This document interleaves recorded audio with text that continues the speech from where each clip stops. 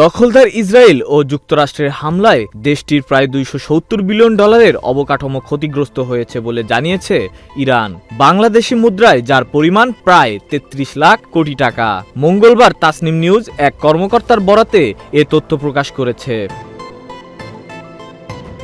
Iran সরকারের মুখপাত্র ফাতেমেহ মোহজেরানি বলেন, প্রাথমিক পর্যবেক্ষণে এই বিপুল ক্ষয়ক্ষতির তথ্য পাওয়া গেছে, তবে তদন্ত চলমান থাকায় এই সংখ্যা আরও পরিবর্তিত হতে পারে। তিনি জানান, ক্ষয়ক্ষতির এই হিসাবের মধ্যে ধ্বংসপ্রাপ্ত ভবন ছাড়াও যুদ্ধের কারণে বন্ধ হয়ে যাওয়া শিল্প প্রতিষ্ঠানের আর্থিক লোকসানও অন্তর্ভুক্ত রয়েছে। সংশ্লিষ্ট কর্মকর্তারা এখনও বিস্তারিত হিসাব নিরূপণ করছেন।